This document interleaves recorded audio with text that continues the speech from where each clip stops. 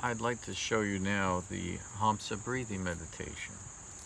So within Hamsa breathing, you can consider an alternate nostril breathing meditation. So within that, the idea within some alternate breathing meditations is that you take in breath through one nostril and you exhale through the other. I find that this can be distracting for you to realize to move your fingers around. So the way I've developed it is that you do the meditation itself without moving your hand. So what you're doing is you're concentrating on the circadian rhythm of your chi and your body itself. So as the day progresses, you might notice during sometimes that we breathe in through one nostril versus the other nostril. That you could see, say, is psychosomatic, and other people will swear that that's how they do feel when they do one chant through one nostril, one breath through one nostril and without. Vivekananda, the teacher, said that the only way to experience enlightenment is through the breath. I say that as well. So as you breathe in, with single purpose, we concentrate on just doing that, and everything else within our awareness, moves away, and you concentrate on the breathing. The idea behind it is to, with purpose, you imagine you're breathing in, for instance, one nostril, fill up the lungs, and then breathe out through the other nostril. Now, you don't, like I said, have to physically, within Hamsa breathing, you don't have to physically hold your nostril. The idea behind it is that we're using our imaginations, and within that, maybe you're able to somehow move your chi within your awareness back. Now, if you feel like, for you, if you're moving the energy through one side and the other, opposite of what I'm doing, just link it up to what I'm doing. But it's a good idea to try this out, and this I find is a really good way to concentrate your awareness on the breathing. Now, there's no strict formal way. You want to make sure you're comfortable when you do this. You don't have to, I've done this many times where I'm just lying on my back in bed.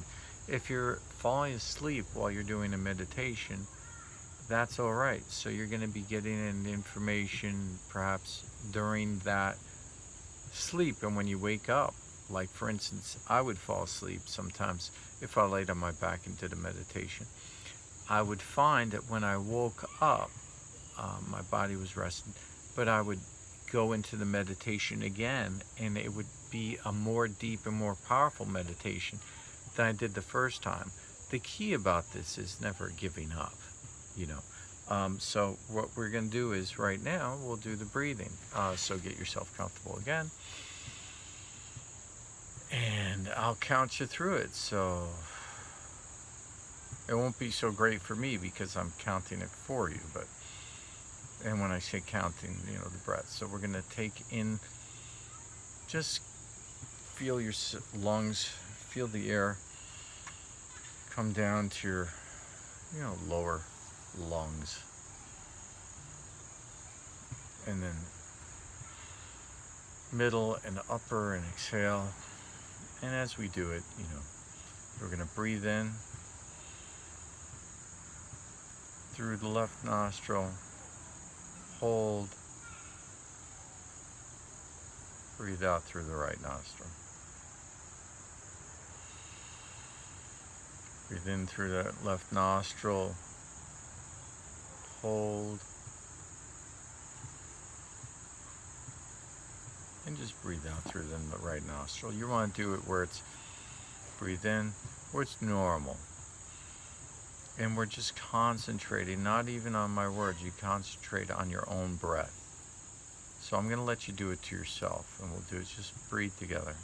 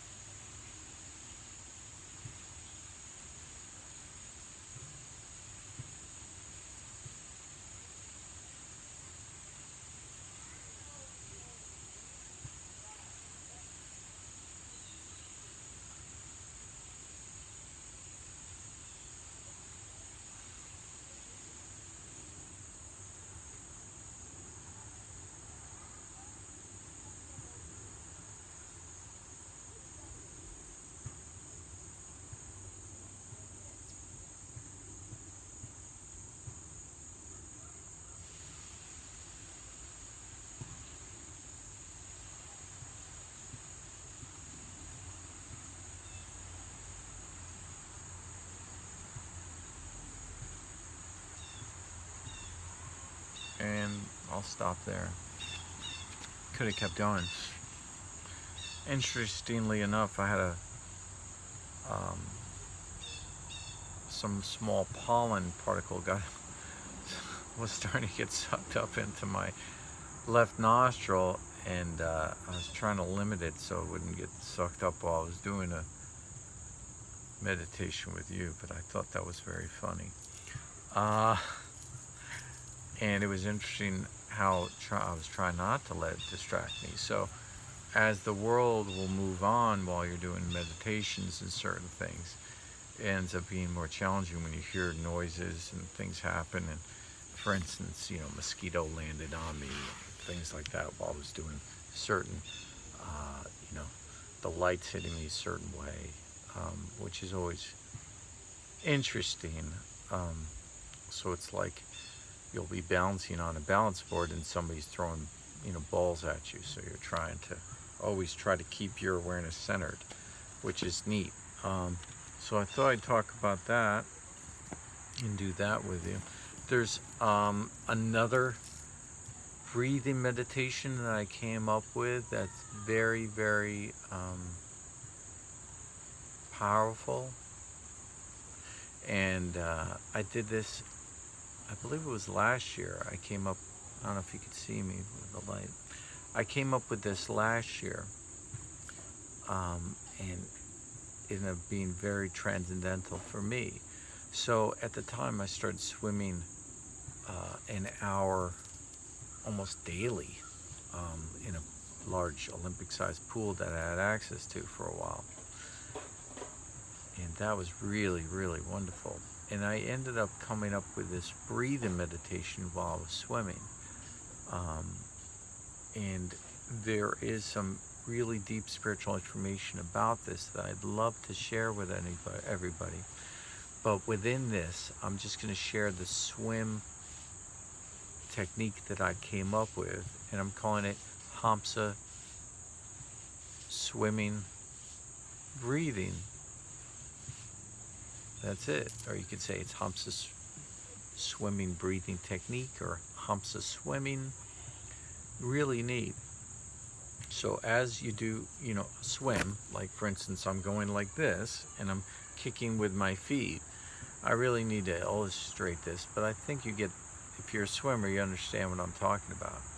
Now, with the stroke itself, what I was doing is coming up with air, only breathing in through your nose, and not doing alternate breathing through the nose, but just breathing itself through the nose and nothing through the mouth. And then submersing my head underwater and bringing my head up. And then on the down, you breathe out a little bit. And what we ended up coming up with is a way, when I say we,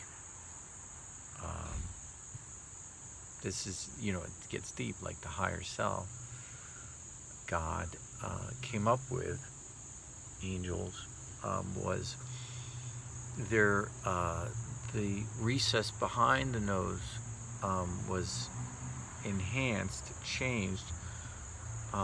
When I started doing this, there was no way to do this to swim like a fish. So when you